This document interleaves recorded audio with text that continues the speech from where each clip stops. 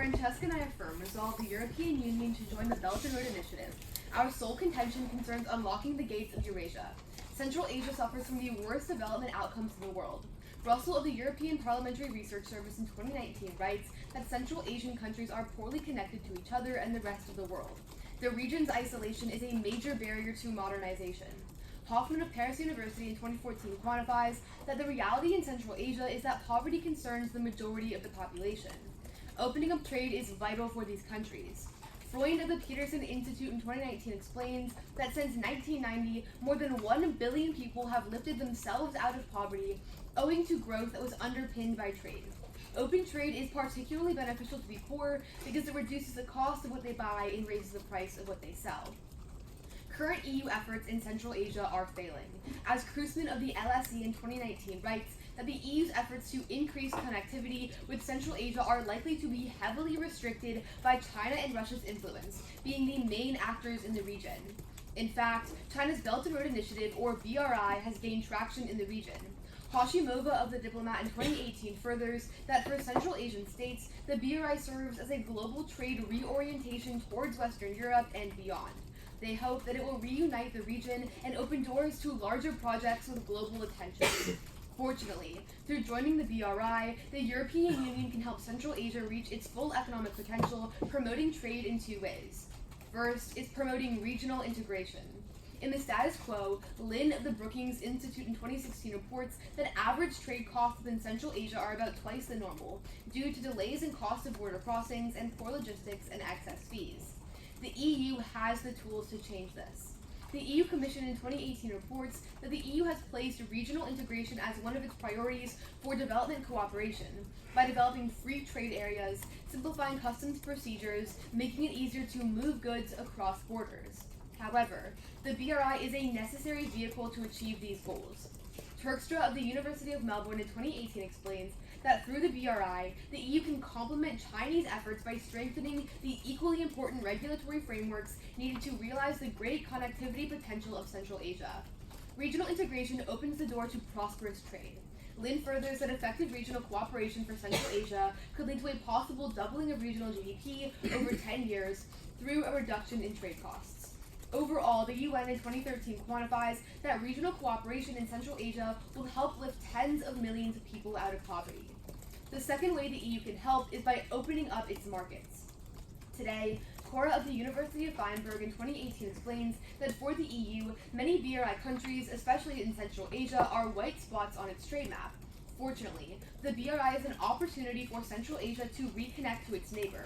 Engbal, the Institute for Development in 2017 concurs that Central Asian countries will be as interested as China in reaching the European market, seeking to adapt the new Silk Road to serve their interests.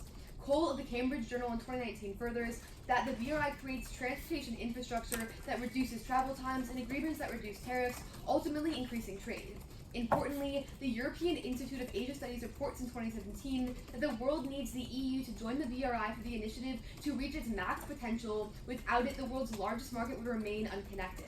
The benefits would be immense, as Guyamal of the IMF in 2018 writes that trade between China and Europe that transits through Central Asia could be tapped to integrate those countries into global value chains, allowing for a diversification of exports. As such, the Maritime Executive in 19 quantifies if completed, the BRI will raise Central Asian GDP by 18% by 2040. Lagarde of the IMF in 19 writes, rebuilding the Silk Road can play a role in Central Asia's quest for inclusive growth, ultimately raising living standards and providing new chances for millions. Thus, we are proud to affirm.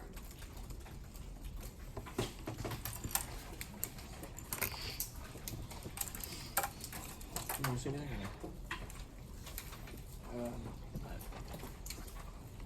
Actually, can I see Turkstra? Yeah. That's what I'm Yeah, that one? Yeah.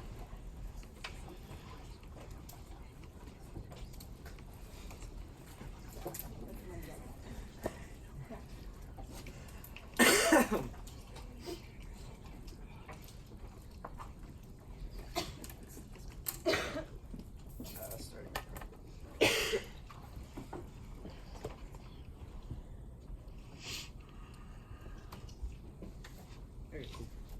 Is that it? No, yeah, it's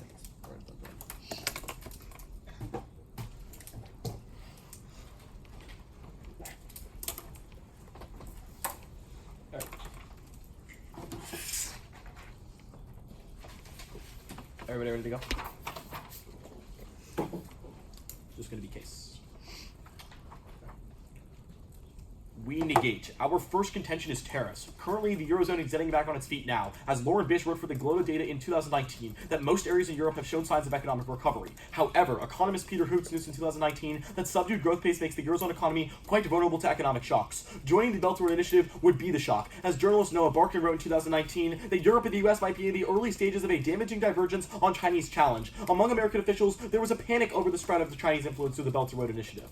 The U.S. would respond in kind with tariffs, as journalist Vasquez Torres in 2018 writes that ultimately, if China and the EU reach a final accord, it could push trigger-happy Trump to unleash tariffs against European exporters at a moment when the EU has just now found its economic pace. Unfortunately, Thomas Duisberg, a senior fellow at Hudson Institute, noted in 2019 that Trump will impose 25% auto tariffs. Such a move would put an already weak European economy into a recession and cause a breakdown of economic cooperation, which has been at the pillar of global economic order. The impact is a global financial fiasco, as when the EU hurts, so does the world, as the European Commission found in 2019 that the EU is the biggest player on the global trading scene and has become deeply integrated into global markets. This means that a recession would spill over throughout the world, as Harry Bradford wrote in 2013 that as a result, 900 million people could fall back into poverty in the event of an economic shock like the last Great Recession. Our second contention is the environment. BRI lending has shrunk dramatically in recent years, as Meyer, a Wharton professor, finds in 2019 that BRI lending by major Chinese banks has dropped 89% since 2015, and lending by commercial banks has ceased almost entirely due to financial issues domestically. Essentially, the Belt and Road Initiative is on full-on crisis mode, as Liangxi concludes in 2019 that the BRI is doomed to failure if it cannot leverage third-party financing with the European Union as the ideal funder.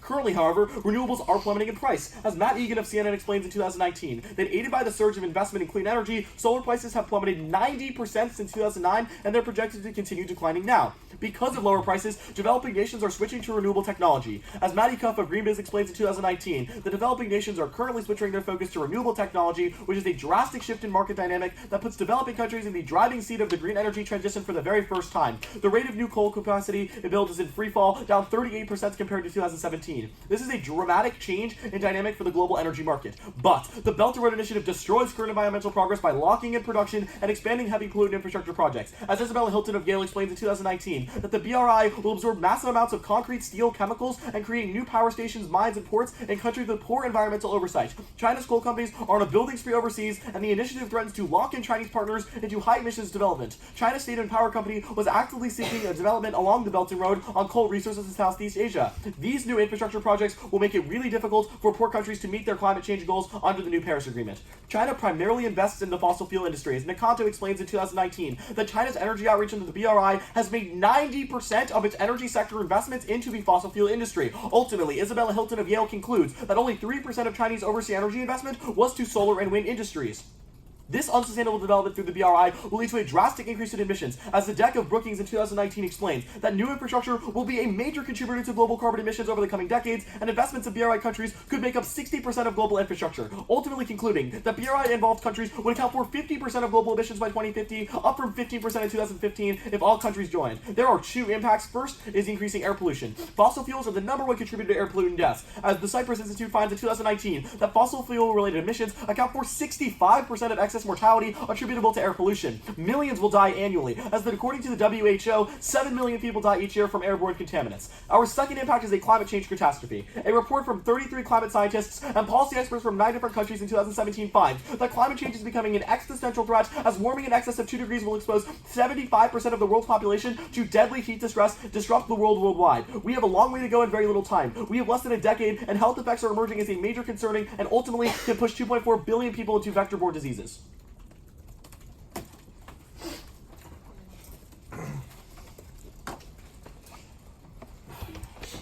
Actually, before cross, can you see the win piece of evidence? Yeah. Which part? The 2 times GDP increase cost.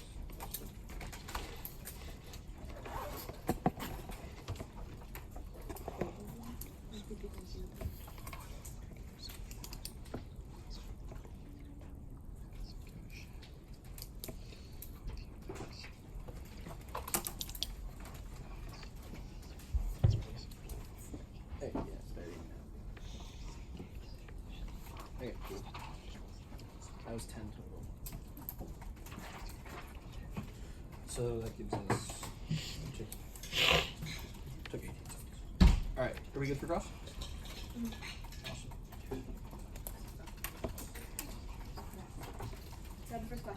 course. Okay, so is your contention too talking about coal or infrastructure increasing emissions? Our argument is probably both, right? Probably So, both. yeah, it's both. So the first part of our evidence from Hilton talks about how coal leads to a lock-in effect, and that's actually going to hurt the developing Yeah, world. no, I understand. And then our Zedek evidence talks about infrastructure. Okay, so I'm wondering if your second impact is talking about climate change, Yeah. how much does coal plants from the BRI and infrastructure from the BRI lead to your impact about millions Great of people question. dying? We would say it's a huge contributor because fossil But what fuels. does that mean? So What is the yeah, I contributor? can further contextualize. We read two really good pieces of evidence on this. First is the Nakato evidence that says 90% of all Chinese investment is in fossil fuels. China's obviously a massive country. They're a That's huge. not answering the question. How much will it contribute to emissions? Is my question. Our argument is Can you insignificant because I don't think it's possible to quantify a Well, your specific statute. impacts, the impacts you're going to extend in all of your speeches Sure. are talking about climate change in general increasing, right? Yes. So that's going to be way more conflated Yeah. than just BRI So- infrastructure increasing so emissions. Right? I would So say can you give me a considering number? our Zedek evidence says that 60% of global infrastructure is going to be through the BRI. That will drastically increase emissions to 50%. It's pretty significant, and 50% of 7 million is So 3.5 your million. impact is pretty significant. Our impact is extremely significant. Climate Extremely change is an significant. existential threat But I that have we need to no, I resolve have no now. number to weigh. Well, the 60% Zedek evidence is pretty good on this question. It says A, 60% of the BRI infrastructure, and B, that it increases to 50% emissions. Can I get a question? Yeah. Awesome. So, how is Trump going to react when the European Union and China ally on something as big as an infrastructure project? For sure. I would say the last time that the BRI gained traction in the globe, Trump reacted by passing the Build Act, which was an infrastructure investment plan into the Yeah. developing world, right? Yeah. That's how he's always reacted to the Build Act, right? So I would, or to the BRI, right? Okay. So I would say if the EU signs on to the BRI, he's going to react the same way he did in the Can I- past to the BRI. Yeah. Can I ask a quick follow-up to that? Was the Build Act proposed or passed? I think it was passed. Okay, we have evidence on this question from 2019 that says the Build Act was only a proposal, and that all of that foreign financing never went to the developing world. No, I'm pretty sure that we have cards saying that it helps 23 million people go out of poverty. Yeah, it might help them in the long term, but insofar as that is just a proposal and hasn't been passed, we can't so weigh how that can a reaction. so how can a proposal take 23 million people out of poverty? So I think what your evidence is probably saying is that it's predictive that if it was passed in its entirety, it would be 23 million people out of poverty. Well, yeah, we can compare evidence later in the debate. Okay. Can I have a question? Sure. Okay, cool. On your contention two, or yeah, let's go to your contention two, right? Okay. So is the BRI increasing investments into green energy right now? No. Our argument is precisely So that what's China's the BRI 2.0? What is the BRI 2.0? Yeah, I'm that's assuming you're going to tell me. Yeah, into around April of 2019, Xi Jinping proposed the BRI 2.0, Yeah. which decreases funding for coal and Yeah. increases funding for So- green tech, right? So if the trend right now is shifting towards Yeah. renewables, which you read in case are becoming cheaper Yeah. in the status quo, Yeah. right? If the trend is shifting towards Yeah. renewables, why wouldn't we continue to see this Yeah, trend in the great outlook? question. Our Nakato evidence from June of this year says that even after that has happened, 90% of 90% of energy investment at the BRI is still in fossil fuels. We're out of time. Can we see that Build Act card? Think Drew's got that. Do we want to see theirs?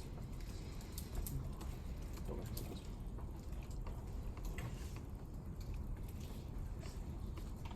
Yeah, this just says it's announced. Which one? Let's see a highlight. Can I pull the link because this is super small? Oh, We can just increase the size. Yeah. The internet's kind of sketch. You want to just How do I do that thing? This thing? You want me to- Yeah, I got it. Yeah, you got it.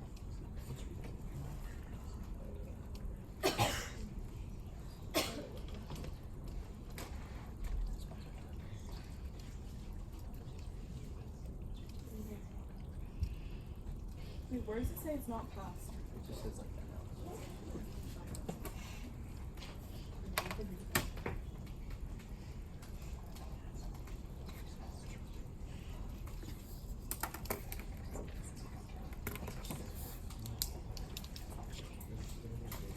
And can I see yours a deck card to 50% there? Yeah, sure.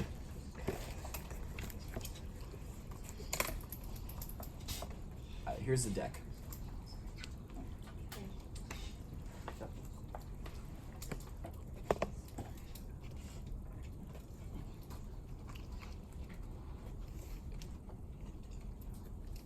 Okay. How much prep have y'all taken total? We're at 2. 2.2. Left. Yeah, gotcha. Okay.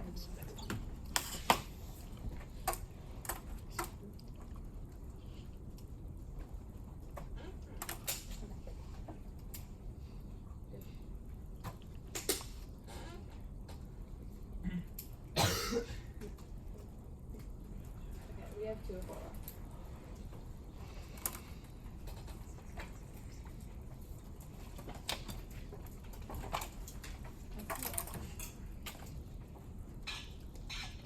Okay, just on their case.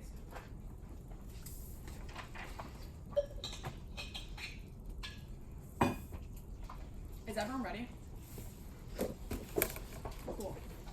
Time begins now. Go into their first contention when they talk about tariffs. There are a couple responses here. First, number 19 explains that Trump recently vowed to the EU Commission that he wouldn't put tariffs on the auto industry. He concludes that Trump was threatening tariffs to gain leverage in trade negotiations, but now has no intention of passing them. The implication of this is that Trump literally just used it for leverage. He never wants to put the globe into recession. The reasoning behind this card comes from the fact that he wants to win the 2020 elections. He knows that if he blocks off now China and the European Union, who's the #1 trading partner to the United States, he knows he's literally going to lose the 2020 elections. It would be political suicide. He would never do it. That's who we would say that the more probable implication would be from Josbrug 18, who explains in response to the BRI before, Trump has only ever responded in increasing the amount of aid going to the developing world. For example, in 2016, when the BRI increased traction, Trump created the Build Act, which doubles U.S. foreign development projects to compete with China for economic influence in developing countries. The EU joining means the BRI is viewed as stronger, so the United States would once again ramp up aid to compete. This is good because U.S. aid reports just one development project lifted 23 million people out of poverty and fed 5 million families. We would say the risk that you can increase this even more is much, much bigger. And then after Italy joined the BRI initiative and leverage increased,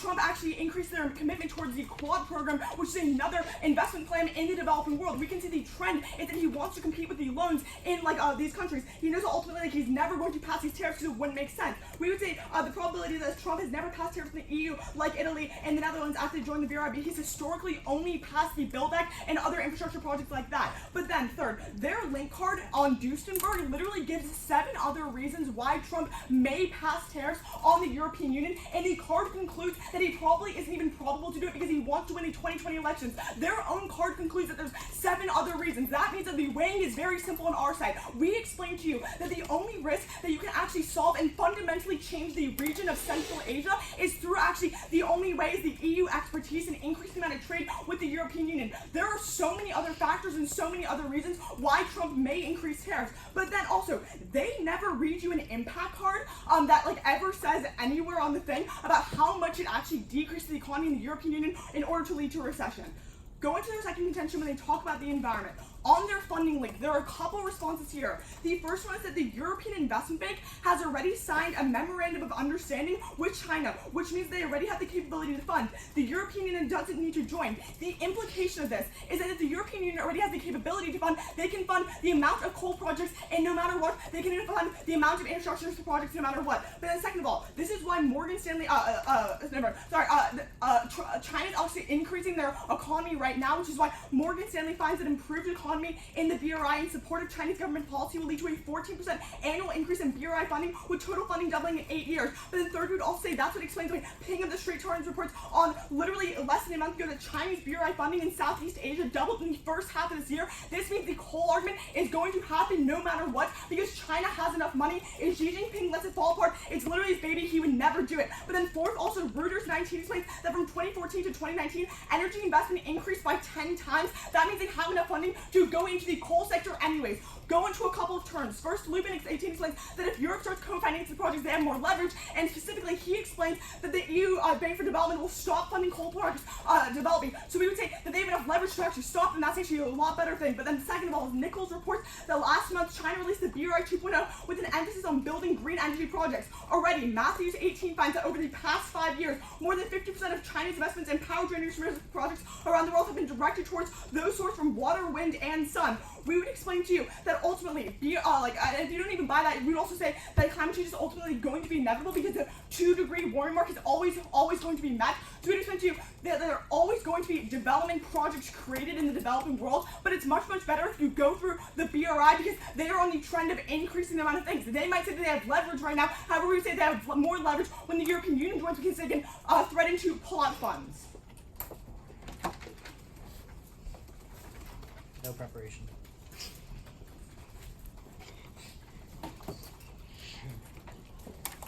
Starting on our case. Is everyone good? start at the top of our case. They say Trump is now not vowing to not do tariffs. That is our argument. They have signed a deal now, but if the European Union joins the BRI, then it signals to Trump that the EU is trading away from China or from the US and going to China. He would unleash tariffs. Then they tell you he wants to win the 2020 election. Two responses. First, Bradford in 2019 finds that Trump actually believed that, like, sort of going against foreign countries, especially when they're going toward China, gets him votes, so he would want to win the election. But secondly, Michigan, which is a major swing state, is reliant on their auto industry, so if they put tariffs on the EU, that industry would prosper, and it would help him get votes in a major swing state. If he wants to win 2020, he's going to be doing this. He's going to be doing tariffs. Then they say that he's only increased his aid in the developing world. We tell you it's very different for developed countries, because when we see that EU as a developed country shifts to China, then Trump isn't just going to increase aid to that country, because that's not really going to convince them to come back. However, what O'Connor finds in 2018 is that actually that Trump realized he's sort of given up on this sort of Italy and other countries going towards China, because he thought they would be able to trade with the US and China, but actually haven't been able to. So next time he's going to release tariffs on these countries. Then they tell you he's going to pass tariffs for a bunch of other reasons. We tell you, but Palmer in 2019 writes that actually right now they're prepared to negotiate a deal, but that only fails in their world. Even if there are 7 other reasons, we tell you those reasons don't happen, and the only way you see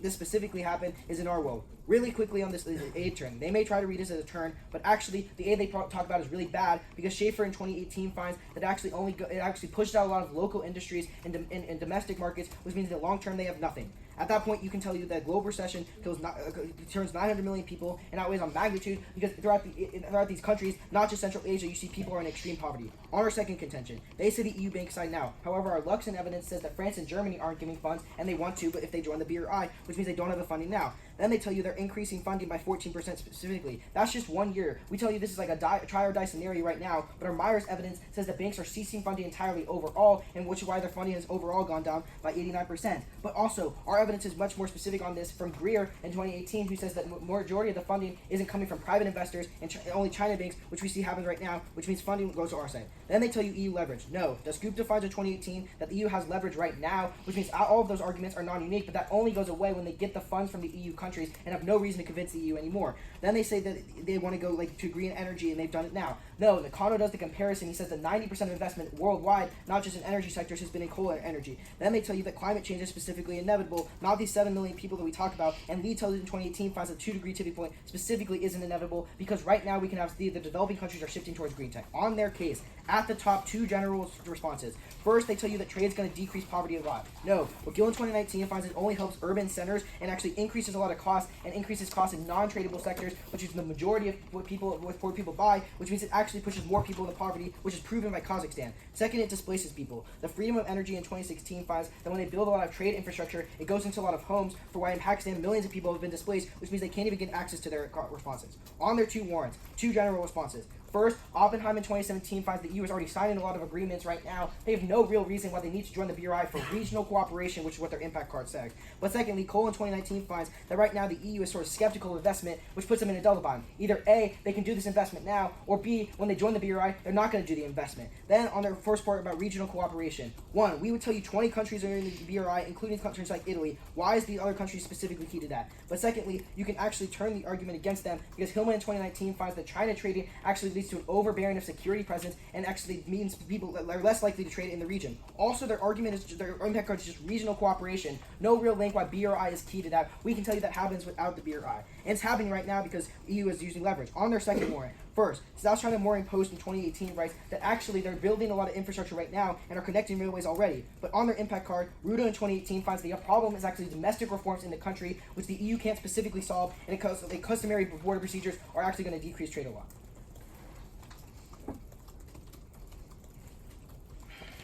Can I see the security presence thing? Yeah. And then also the first one with you guys, like the EU's already signed deals. Which one? Oppenheimer? Yeah. Yeah, I was just saying for my sake. So this is the one, like the Oppenheimer, they're signing deals.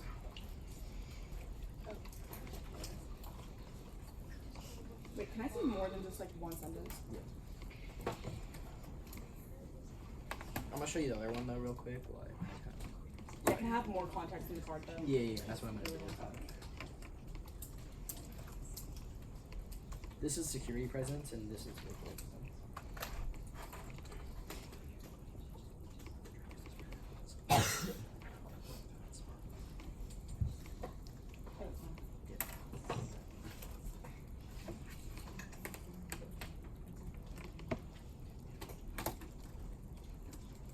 Yale guest working here? Yeah.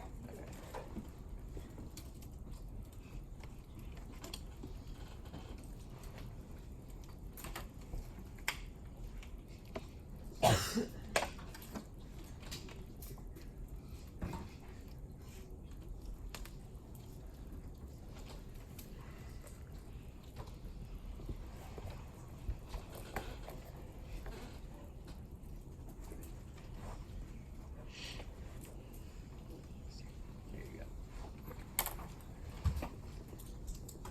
What is this one? They've signed agreements.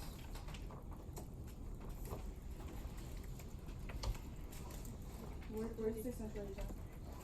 It's just it doesn't say Central Asia.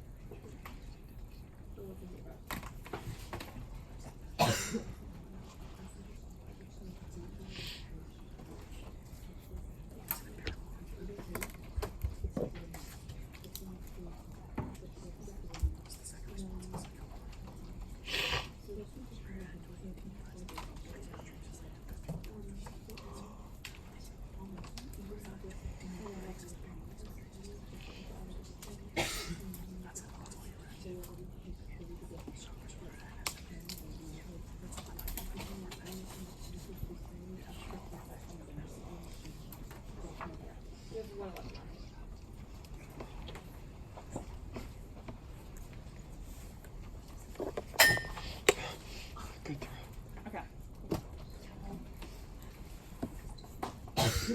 Can I take the first question? So, how many homes are displaced when you go into Central Asia? Our argument is that empirically, and just example in Pakistan, millions have been displaced. Like, how? So when you build a lot of railroads that go through sort of homes. You said they're already creating railroads, Well, yeah, sure. so they're already displacing people. Well, we would tell So you. your term's not unique. Well, if we would say that your argument is that this sort of increase in railroads happens, if there's an increase in railroads, that means there's an So increase in displacement. how many more railroads need to be created in order for how many more homes to be displaced? Like, how can I weigh this term? Well, you can weigh it scalarly, right? Every time that you increase the amount of railroads, you see more people. Have been Like, how many more displaced, people? Which is irritating. I'm not exactly sure how many more people exactly go. Well, I know I displaced lift in tens of Central millions of Asia. people out of poverty. So I'm asking you, how many people do you lose out of their houses? I would say you don't necessarily know that specifically. I but do we- know that. Our Sure, UN yeah. card is very explicit in saying that when you increase the amount of regional cooperation in Central Asia, it specifically lifts tens of millions out of poverty. Yeah, sure. You can take a question. Okay, let's talk about the environment.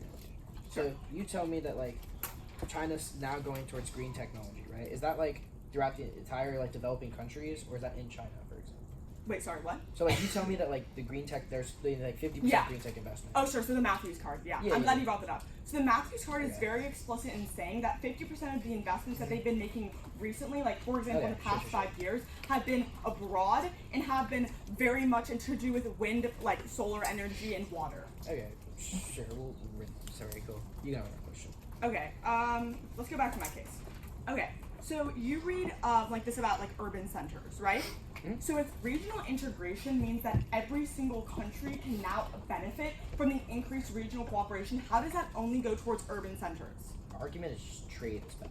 That is the argument. Why is trade bad? Because it increases the price of non-tradable sector goods, which is what most people in sort of non-urban people that are in poverty tend to buy That more. doesn't make much sense to me because our Okay. foreign card is very explicit in saying that 1 billion people have been lifted out of poverty as a direct result of increasing your amount of goods, because that means that you can also Yeah. decrease the cost of buying those goods. Yeah, but our argument is sure, trading goods may go down in price, but the majority of people buy goods in non-tradable sectors. What are the non-tradable sectors? Are things that you don't trade for, Like things what? like houses, for example. You can't just trade Why does for a that house. increase? So when you see a lot of trade in urban centers, people sort of rush into cities, which increases housing costs. So you're telling me in Uzbekistan, Turkmenistan, and Yeah, our Tajikistan card's pretty good. that they It talks go about Kazakhstan. straight into the urban centers? I would say the regional integration means that people in regional areas also are able to get access to the trading goods, right? So our guild card's really good on this. I encourage you to call for it. It talks about for example in Kazakhstan, only the really sort of wealthy people were the ones that benefited more from most of the trade.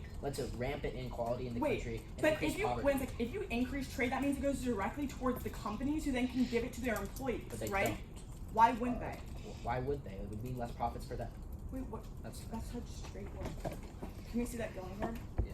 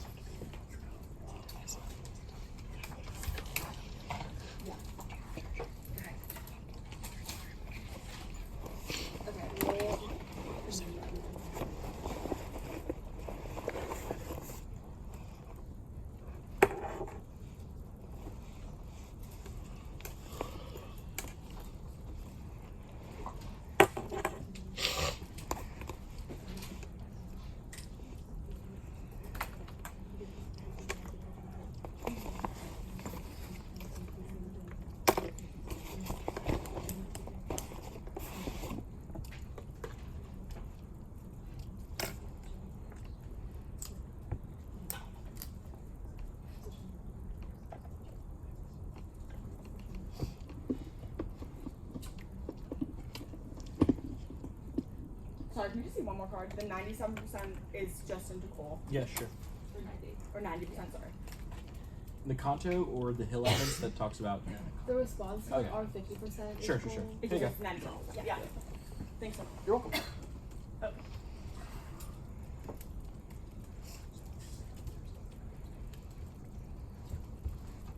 Okay, that's fine.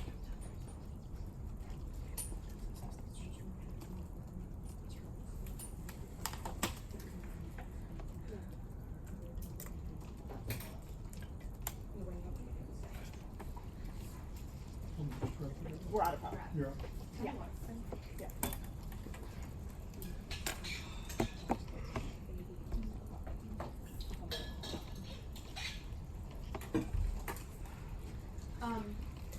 I'm going to be starting off on our case, weighing their case.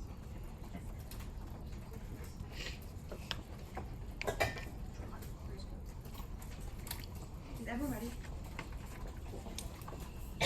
Starting off on our first contention, talking about Eurasia. Remember, Russell, who tells us that Central Asia is poorly connected and that poverty concerns the majority of people living in the region. They're living in the worst of the worst poverty and nothing can help them. Kruzman tells you the EU wants to go in and help, but they can't right now because they are restricted by Russia and China. They give a couple responses. One, they say that the EU going in only concerns the urban centers. One, our first warrant isn't talking about trade, it's talking about regional integration. Second, they say that trade goes into the richest places and displaces people, but one, there's literally no contextualization. Two, literally call for the card that says the reason why the money isn't being distributed correctly is because the region isn't connected correctly. We tell you that uniquely when the EU goes in and institutes regional cooperation, they're going to integrate the economies all together and increase trade going to everyone. That's really important. Going to our first warrant talking about regional integration, Lynn tells you that trade with Central Asia right now costs twice as much as any other region, but the EU Commission put regional integration as their top priority by instituting things like FTAs and decreasing the price of customs. But that's really good because Turkster says this regional integration is going to complement BRI hard infrastructure, which Lynn tells you will double the GDP of the region and take millions of people out of poverty. They say, one,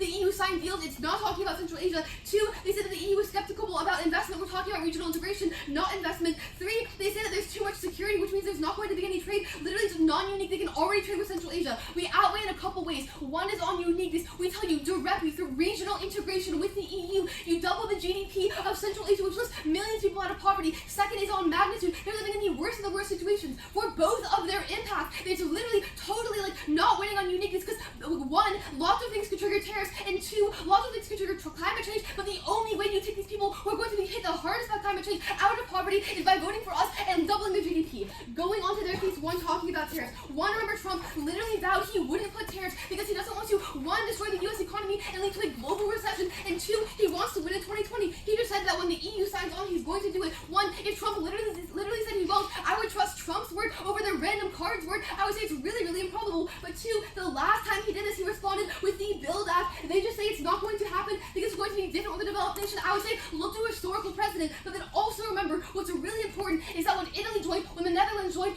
Trump literally didn't pass tariffs. They give you no unique reason why he's ever going to ever pass tariffs. That's really, really important. But then, going on to their contention two, talking about the environment. One, they dropped the European Investment Bank, who tells you the EU can literally fund right now, which means they can put money into climate change. Second, we would tell you what's really important important that is dropped is that they dropped the Reuters card who tells you that infrastructure investment, the investment into energy has doubled has increased 10 times, which means that energy investment is increasing in their world. But they also dropped the straight card who tells you that money is increasing to Southeast Asia by 2 times. That's really important. But then also remember the term we tell you from Lubin who says that leverage from the EU can literally stop coal investment. That's because they can leverage taking their money out of the economy. But that's really, really important. We outweigh because they literally have no uniqueness on their side. Any of their impacts can be triggered. Their carbon tariffs give 7 other reasons. Don't buy their argument. Vote on the clearest impact. Okay. We're going to be running some preparation. Sorry, no.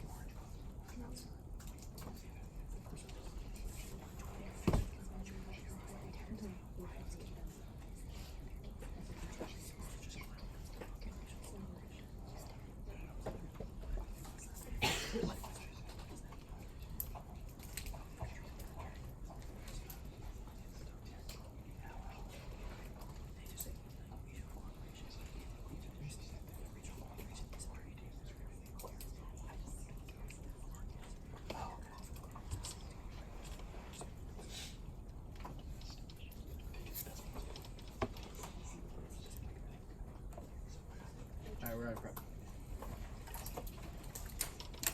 Alright. Order's gonna go tariffs, quickly on the environment, stuff at the top about infrastructure, and then just a line by line. And I'll do some weighing throughout, and I will signpost. Okay, cool. Is everybody ready to go? Awesome. On the tariffs debate, we've conceded that Trump has signed a deal right now. However, all of that changes when he gets mad after he sees that the European Union and China are joining together. That is going to lead to a massive economic downturn, and it's going to trigger our link to the recession. They give 3 responses. First, they say that the U.S. is going to hurt the U.S. economy. No, they drop both of our front lines. This is not what Trump thinks. A, he thinks that his base is super protectionist and actually likes tariffs. But B, he thinks it's going to help his economy because of Michigan is a swing state that's actually really going to benefit because they have a large auto industry. Then they say that Trump actually said he won't do it. However, we spike this by saying O'Connor says that Trump actually admits that last time, yes, he didn't do it, but he admits that that was a mistake and openly says that he is going to impose tariffs next time. That is a dropped front line. Then they try and extend that the Build Act is a reactionary thing that Trump did when the BRI gains legitimacy. However, once again, the Schaefer evidence is cold dropped. Schaefer says that aid from the Build Act is actually really bad because it's going to hurt out local industry. And even if it is true that they pull some people out of poverty in the short term, in the long term it's going to crush local industry and push more people into poverty in the long term. They say there is no empirical precedent for tariffs. This is precisely our argument. This is because the European Union has not joined as a bloc as of yet and is very important. Then, going on to the impact level, they drop the fact that 900 million people are going to be pushed into poverty in the event of a Great Recession. They've not contested the link that because the European Union is super integrated, it's going to lead to a global recession. This is the most important argument for two reasons. First, it's a prerequisite to all of their impacts because a global recession is inherently more important than infrastructure investment. Because during a recession, there is no investment in things like infrastructure, which means our argument comes first. Then, on scope, they only talk about people in Central Asia. Our recession spills over globally and pushes 900 million people into the poverty. It's much more contextualized there on their impact. It's cleaner. Then, on the climate change debate, you can concede the fact that the European Union is going to fund the BRI, or is going to fund it in either world. This means they don't get any offense on either of their terms that they extend in summary. Going on to their case, there's a lot of issues here as well. Firstly, we say that trade only helps urban sectors. They respond to this by saying that currently Europe and Asia aren't connected. However, they aren't connected now because the European Union is skeptical to work with China. They don't respond to the warranting of the Cole evidence. What Cole says is that the European Union is not willing to work with China because they are A, skeptical about the successfulness of the Chinese infrastructure projects, and B, if it's going to happen, it's going to be done outside the Belt and Road Initiative. There is no uniqueness. Avalon gets up here in summary and also says that the European Union cannot go into Central East Asia without Russia and China. Russia has nothing to do with the Belt and Road Initiative. That means that based off their own logic, they do not get any offense because they don't convince both players to actually do this. More importantly, on the argument, they drop Das Gupta. Das Gupta is a general response to their case. On the leverage debate, this is really important. Our argument is that currently the European Union has leverage outside of the Belt and Road Initiative because they can convince China to reform things from within. However, all of that changes when you vote affirmative because you see that China's incentive to reform is lost once the European Union joins. This is a general response to all their cases. More importantly, they have not responded to the fact that 20 countries have currently joined the Belt and Road Initiative, that it is inherently non-unique. There is no reason why 8 other countries in the EU joining is going to lead to all the impacts that they talk about. Then at the bottom, they say tariffs is for alternate reasons. This is fundamentally not true. Our evidence explicitly says that Trump does tariffs because he lashes out after the EU joins the BRI. Our evidence is really good. You should call for it. Can I take the first question? Sure. So where did you read to me how much of a global decrease in growth will tariffs lead to? You just said it leads to 900 million people in poverty. Yep. Where did you read the percent decrease in growth? So our argument is that the Eurozone is a very vulnerable economy right now. It's sort of recovering still from the 2008 recession. But how? Wait, so how do you know Yeah. what implementation of the tariffs are going to be, how much the tariffs are going to be, and how much it's going to decrease The the global reason we growth know of the this EU? is because our evidence from Tragaus and Dustenberg tells you that the 25% auto tariff is going to sort of No, cripple. wait a second. Your Tragakis card is from literally 2 years ago about plans that were nothing to do with the BRI. Your Tragakis card, I urge all judges to call for it. It says nothing about the Belt and Road Initiative in that Talks card about at tariffs. all. It talks about tariffs. We're talking about tariffs, right? We Yeah. have different But pieces. And I think I'm looking at different pieces. Why would he institute that tariff? Because that's what our evidence says Yeah. now they're thinking. That's the most likely thing that Trump will impose. That's what he's constantly discussed. But I understand how there is some skepticism over the Tragaus evidence, but here's why I think it still applies, right? The Tragaus evidence says, quote, if EU and China reach a final accord, it could push trigger-happy Trump to reach a recession. Wait. Obviously, Yeah, if the European Union and China reach a final accord on a massive infrastructure project that undermines his global legitimacy, that is the bright line to our argument. Okay, so I'm a little confused though. So when Netherlands and Italy joined, what did Trump do? Nothing. Yeah. Why not? Because the biggest economies in Europe have not joined yet. That is precisely Okay, our so So you argument. have evidence when- saying that when they join as a bloc, Trump's gonna push tariffs on. We have evidence right now that says Trump and other people are going to react differently No, when these countries no, wait a join second. now. Your misconstrued. Your Duesenberg evidence gives Not 7. Duesenberg, O'Connor. Okay, but your Duesenberg evidence, the link evidence which I called for, and that's the only piece of evidence you gave for me, so that's all I can evaluate, is it gives 7 other independent reasons why Trump could possibly get mad at the European Union. Sure. It never gives the probability of it ever happening. Okay. Can I have a question? We agree, yeah. Okay, so on our case, right, you say they're skeptical of China. Yeah. If Europe joins the Belt and Road Initiative, don't they want to partner with China? No, that's the reason these countries aren't joining the Belt and Road Initiative. Precisely. But wait, but when We the can EU, feel that when the EU joins, we affirm, the European Union joins, they want to work with China. No, that's not at all what that join is. the Belt and Road. Just- Why do they Yeah. join the Belt and Road This Initiative is if they don't like this it? is extremely important. If you are voting affirmative in today's debate, all that happens is that the European Union legally join the Chinese Belt and Road Initiative. This does not mean that they are forced to accept infrastructure projects. Wait, The so poll then evidence if gives it two does- warrants no, as to why wait, this is it's true. not about infrastructure projects. Our first warrant is not about infrastructure Oh. projects at all. Yeah, Wait, I actually have also- a follow up to your Whatever, first regional warrant. cooperation. Yeah, what is regional cooperation? Yeah, sure. So I'm really glad you asked me that. It's very simple. Okay. Basically, right now, the reason why Central Asia cannot actually expand is because they don't have like good amounts of they don't have good customs borders or free trade agreements, and they don't know how to regionally interact with trade. So the way that's that why the the regional EU interaction of trade, right? That's what the that's It's what like it is. the way that the Cool. EU is a bunch of countries that work together and trade together. The EU is going to go into Central Asia and do the same thing with that region. Alright, cool. Good answer.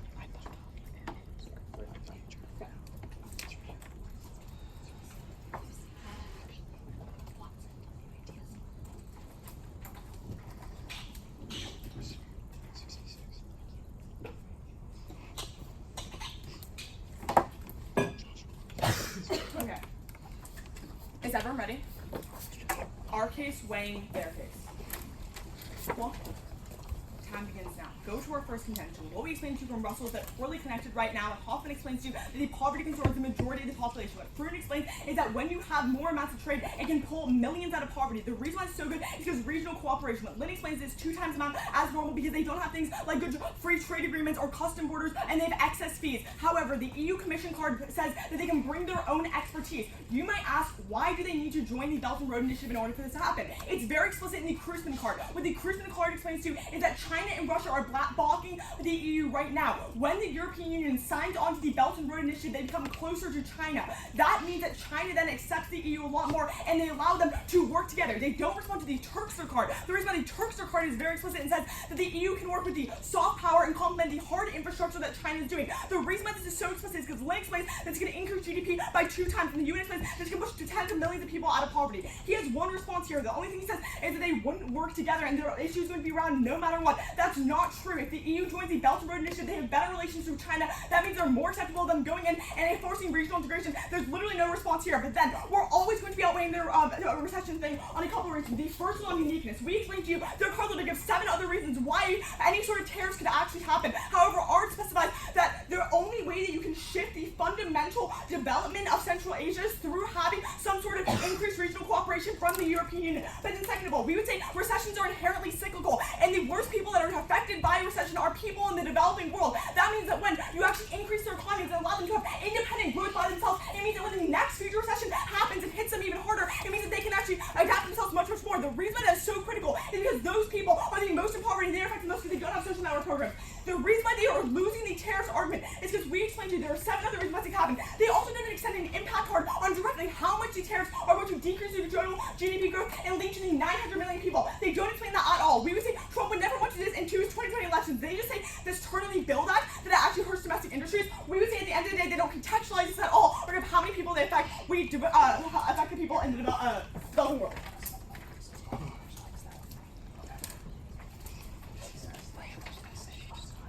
Okay. It's going to be starting on the apps case and then going to tariffs. Start at the top of their case. 2 major responses that really haven't been dealt with well in the entire round. First, we tell you that 20 EU countries have already joined the BRI. They don't give you no reason why the bloc as a whole needs to join the BRI to create regional cooperation. We tell you major economies like Italy should already be doing this right now. But secondly, the Das Gupta evidence that was in the summary has not been responded to the entire round. It is conceded turn. What they tell you right now is you say that the EU is leveraging China to change these policies right now and create things like regional cooperation. However, when they join the Belt and Road Initiative, they get things like funding and EU support. We would tell you this goes away and hasn't been responded to the entire round. That means even if you want to vote on regional cooperation, you vote for us because we tell you that's going to be created right now. But thirdly, we would tell you that China's really BRI country or EU is really skeptical of China's investment in creating regional cooperation. The double bind makes a lot of sense here. Either A, they would be doing it right now and joining the BRI, or B, when they join the BRI, that doesn't change how they feel about these countries and aren't going to create regional cooperation. They just tell you there are 7 other reasons why they're going to have tariffs. but they really misunderstand our O'Connor evidence. What he tells you right now is that right now they're actually creating a deal right now that's going to work to avoid recessions. Even if there are other ways, we tell you this is the only way that's possible. And what O'Connor tells you is that when you actually see that Trump sees these European countries join the Belt and Road Initiative, that pushes him over the edge. But specifically on the tariffs argument proper. They tell you that we don't explain why it causes a recession. We do. We tell you specifically that the EU economy is super vulnerable to shocks right now, and their Dustenberg evidence was super specific. You should call for says that when countries are reliant, like Germany, on their auto industry, that when it goes under through things like auto tariffs, it causes a global recession after. Then they just tell you specifically that Trump's not going to do it for 2020, a really blibbly extension, without responding to our two major front lines that we first tell you that specifically is based super protectionist and helps Michigan. Even if you want to vote their regional cooperation argument, we outweigh for two reasons. The first is a prerequisite because even if there's regional cooperation, if we're in the middle of a recession, we can't trade and build infrastructure to help these countries get out. But second is on magnitude because we affect the entire globe, not just Central Asia, and push people into major extreme poverty.